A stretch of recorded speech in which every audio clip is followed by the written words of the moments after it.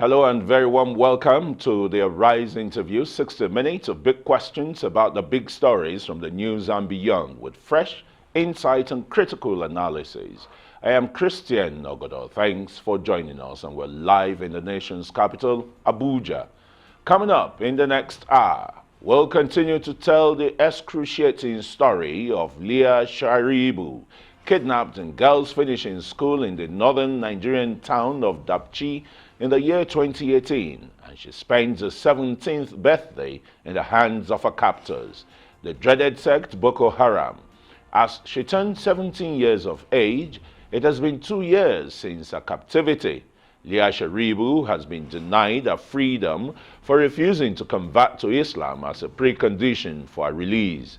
Leah's birthday has been chronicled as a journey of broken promises. We'll hear from Leah Sharibu's mum, the executive director of Leah Foundation and ActionAid, Nigeria's country director. And later in the program, another disturbing report by the World Health Organization that coronavirus could infect 250 million people and kill about 150,000 people in Africa within a year, unless urgent action is taken. And amid the rising death tolls, Burundi expels experts from WHO, drawing international condemnation. We'll speak to a representative of the World Health Organization here in Nigeria. All this on the program, the Arise interview.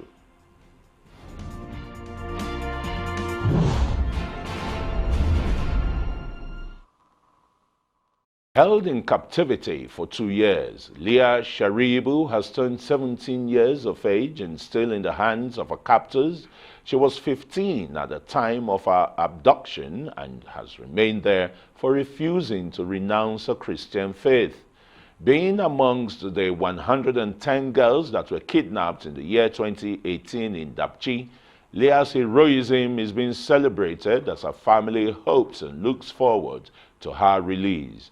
And after a series of government negotiations with the deadly sect, the other girls were released, but Leah Sharibu was held back in captivity for refusing to renounce her Christian faith. The Nigerian government has made countless promises to secure her release, but there is no sign that it is yielding results. Leah's parents have consistently cried out, begging the government to secure their daughter's release. Yes, Leah's dad appealing to the Nigerian government to help secure her. I'm Mr. Sharibu Nathan, the father of Leah Sharibu, which was abducted on the 19th February 2018. And up to now, she is in captivity. Today, we are celebrating her 17-year birthday. So I'm pleading to the federal government of Nigeria to do their possible best to see my daughter return home safely, especially the Mr. President. He promised the family, he promised the nation, he promised the whole world that his administration should do his possible best to see that my daughter and all those who are in captivities return back to their families. So I'm pleading to him, especially at this time that they are doing Ramadan period.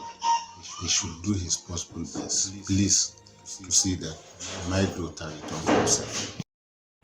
Okay, for more on this now, I've been joined via WebEx from Jos by Dr. Gloria Puldu, the Executive Director of Leah Foundation, and also by Ene Obi, who is ActionAid Nigeria's country director.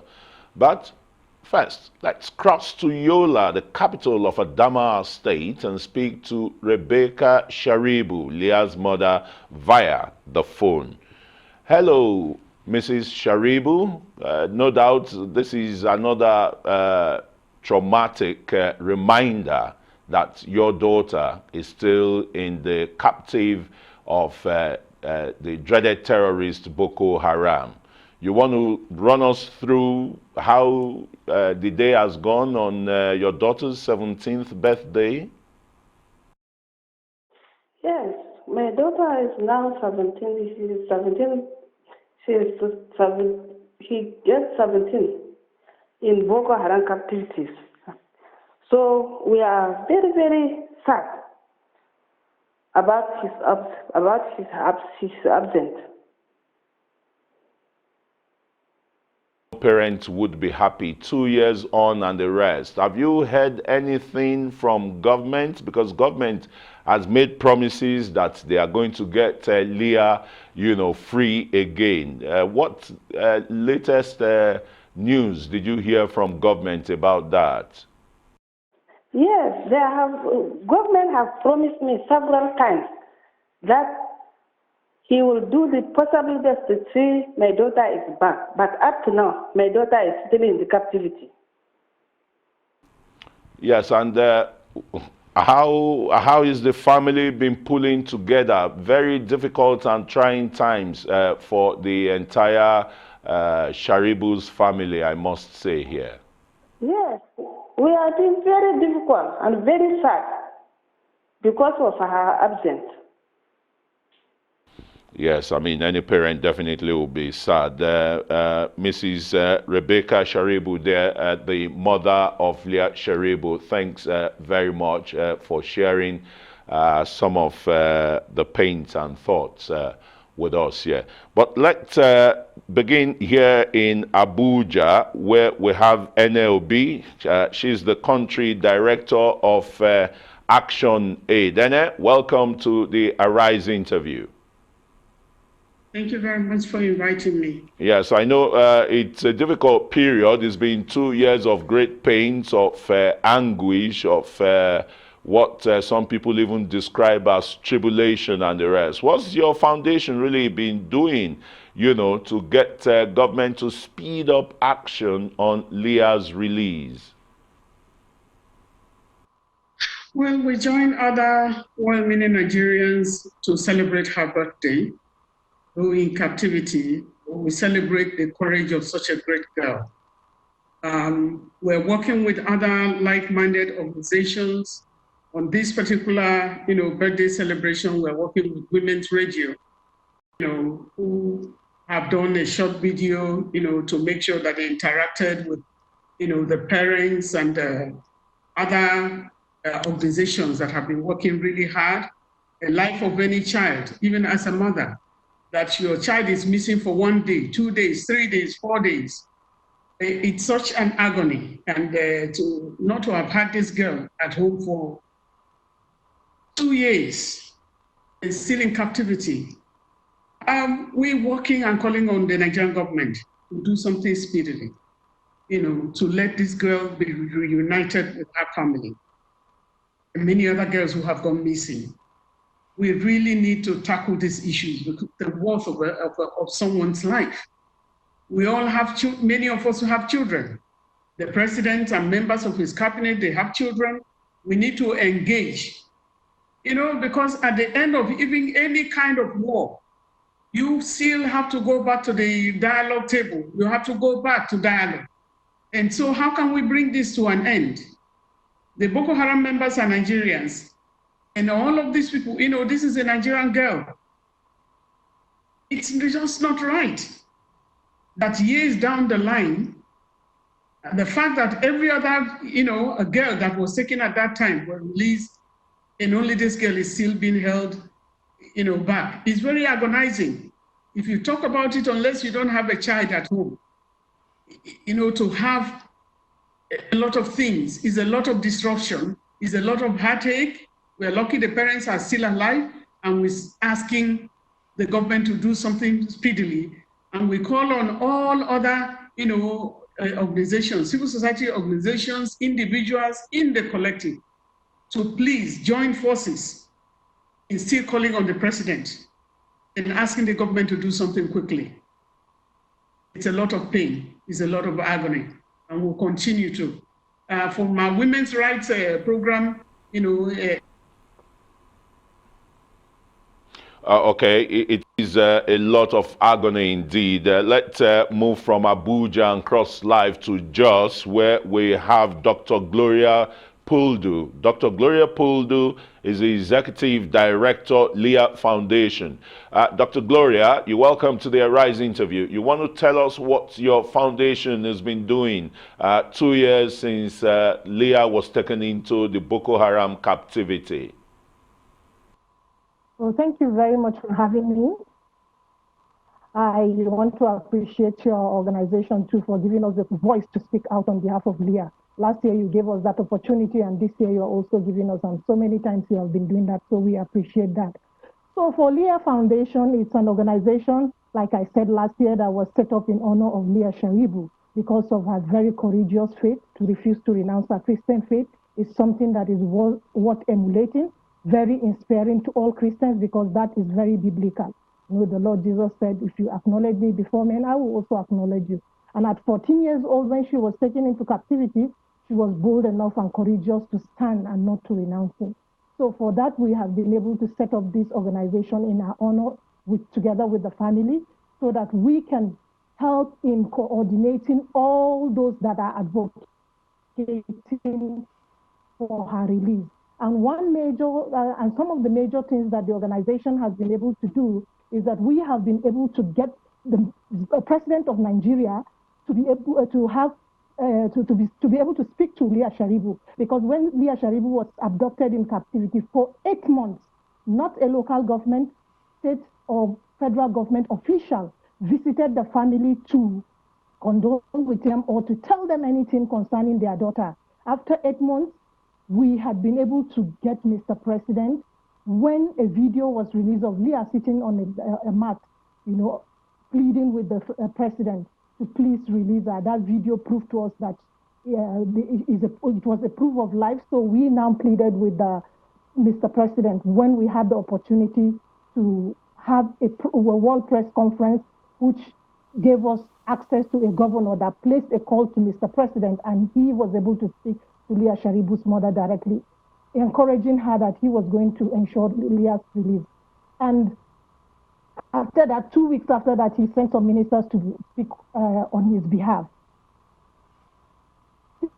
Since after that time, we have not heard from him directly as a family. But then another thing that we've been able to do is that we have been able to engage so many organizations, pleading with them that they should help us to continue to pressure the Nigerian government. And we have gone out of Nigeria to the United States of America, where the Vice President's office invited us to hear our story, and Leah Sharibu's mother was able to cry and to tell them.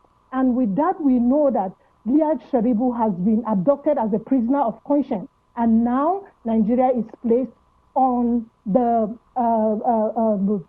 Nigeria has been placed on the watch list, special watch list. Dr. Gloria, I would come back to you again because we want to take some messages. All right?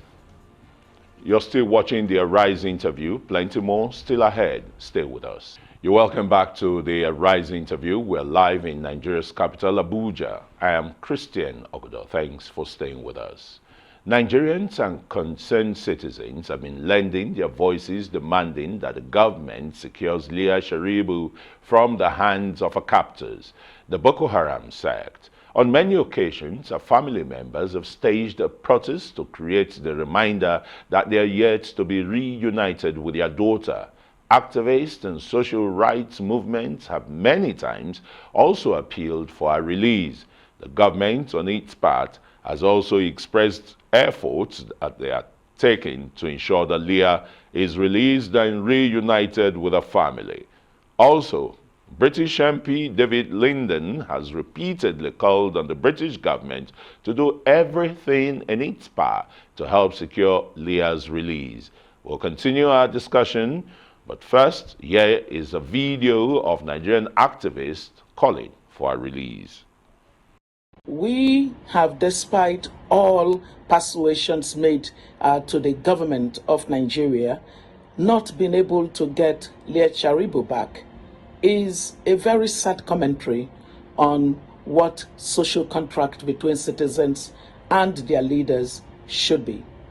Leah Sharibu has shown her heroism.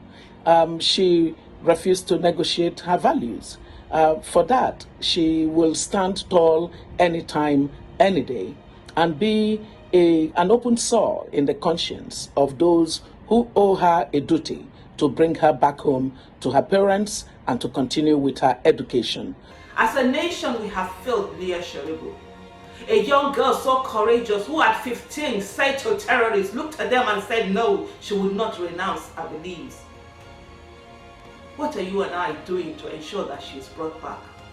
The Nigerian government negotiated and brought back her fellow students, but left her behind. What kind of a nation negotiates and leaves a daughter behind? What kind of people continue to live on and leave their daughter behind without standing up and making demands for her? Leah at 17 should have been graduating from her SS3. But unfortunately, because of this captivity on account of her Christian faith, Leah Sharibu will be denied that opportunity. Her education, the girl-child education, is important in this country.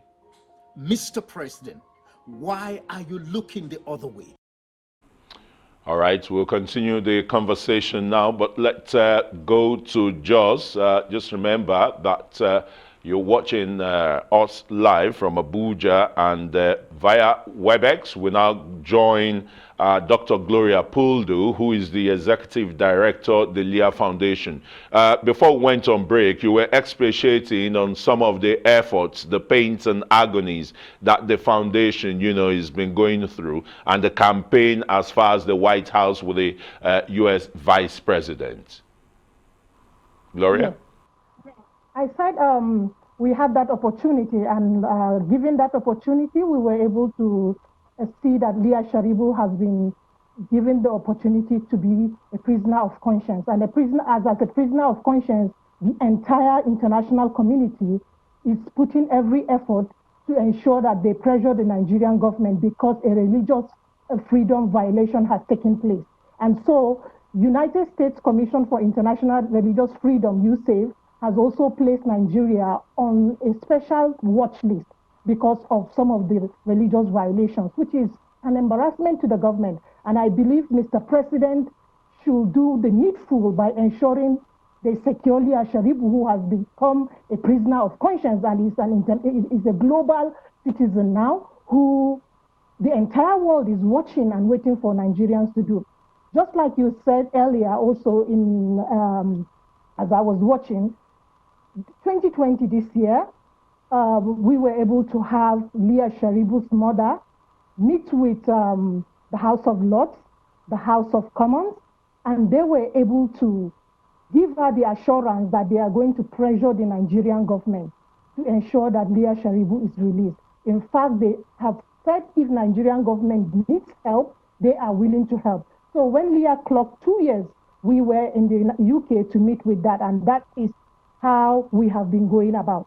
And not just that, because we are a Christian faith-based organization, we have continued to pressure and ask the Lord God Almighty to intervene in this situation. So one of the goals is to what? Is to ensure that we raise prayers.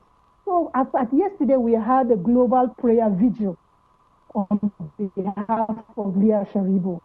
It's a birthday, and we say happy birthday, but is it actually happy? We just say it because people say it, but it's a very sad one wherever she is. Sad one for all of us. And just like my other colleague said, women, Leah Sharibu is our daughter. One for all for one. So this is our stand. We will continue to ask and demand for her release. We will not keep quiet. So as a foundation, we are coordinating all others. We are coordinating with all others who are helping us to advocate for the release of Leah Sharibu. Okay, good job you're doing, good efforts you're putting. Let's come back to Abuja from Jos. And Obi, Country Director ActionAid, is still with us. And Leah's heroism seems an open wound. One of the respondents there said it's an open sore that seems to haunt the country. Do you think the country has really failed her? I think the country has failed her. if you are in detention, ordinary detention for a day, you do understand what it is to not to have 1 day of freedom. And then you are having a girl who has been there. We are not seeing signs of any negotiation that is going on. If we are seeing signs, we know that the country is struggling. But has your country not failed you? Who else can do anything at this point? It is only the government, the federal government. It is only President Buhari who can give orders, who can do something about this right now. And that is why you need to place for every child, because President Buhari is the father of the nation. For every child in Nigeria, he should find the heart of a father. You are the father of every child. One of your children is out there. And so we need to, until you step into the shoes, until you put it, put a personal, step into the shoes of the parents. To say, if it is your child, what would you have done? And so we are holding the government responsible. They need to do much more. They need to, if you are progressing, if you are doing something in a week, what is your plan for the next week for Leah? What is a plan? What's your plan for the next 1 month? For the last 6 months, what have you done about it? And so when somebody has not done anything, you say the country has failed. But we don't have a choice but to plead and bring back the consciousness and the conscience of our leaders and of the president to set our daughter free, to bring her back. The call for ActionAid program is women and girls, the most vulnerable. And at every time, this has shown how vulnerable, women and girls are. Through every trouble, through every crisis, many girls went off. Even with the, Chibok girls, we still have that on ground. And then this came, and all girls were released. Is indeed a wound, and I think we're calling on the entire country. Let's talk to our presidents. Let's mobilize. We're going to do more mobilization. What else can we do but to call on our leaders to be responsible, to be able to set this girl free? No matter what your religion is, you should not be, the girl is really, she's a girl to be admired. And I think what they have done is to strengthen her. And so what's the point? We need this girl reunited with her family.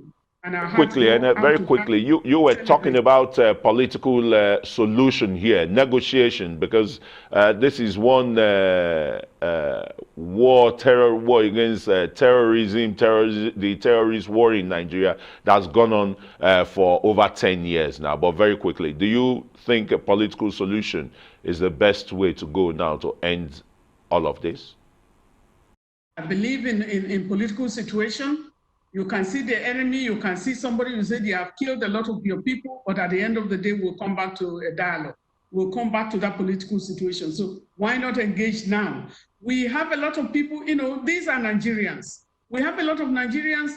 Nigeria has one of the youngest population, of about 62% of your population. That's an energy for the population, for a country that is an engine room for development.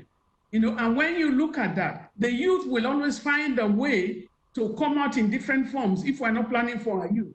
So development is a channel that we have to, if we plan our systems well, we have an engine room, and that is the young people of Nigeria, and their energy will be channeled towards different things if we don't engage them positively. So political situation, dialogue we need to, because every war begins with a dialogue, with a disruption in the dialogue. At the end of it, it comes back to the table. So let's come back to the table and negotiate. Stop you here. Thanks so very much. Ene Obi, she's the country director of ActionAid. We're going to cross live now to Jos again, where Dr. Gloria Puldu is still with us. She's the executive director of Leah Foundation. Quickly, in less than 2 minutes, tell us what is the way forward for the Leah Foundation. What new actions are you going to put forward to secure the release of Leah Sharibu? The way forward for Leah Foundation is that we will not stop. We will not relent. We will continue to move forward. We will continue to mobilize locally, internationally, globally, until we have justice. And justice is that each and every one should be free to be able to practice his or her religion. And for the girl child, especially in the northeastern part of the country where we come from, they must be given the opportunity to be educated. Educate a girl, you are educating a nation. You are educating your next leaders. So education, we must continue. We must continue to act and work together to pressure the Nigerian government until Leah Sharibu is out, who just represents a face of a girl child, denied her education, a face of a face of all those who are persecuted for their religion. So religious freedom, we will continue to demand for justice for it. And so that is one thing that we will continue to The Executive Director of the Leah Foundation, I must thank you for coming on this program, sharing your thoughts on the captive Leah Sharibu, as well as Ene Obi, the Country Director of ActionAid, and together with Rebecca Sharibu, the mother of Leah Sharibu. You're still watching the Arise interview. We've still got more issues to interrogate when we return after the break. Stay with us.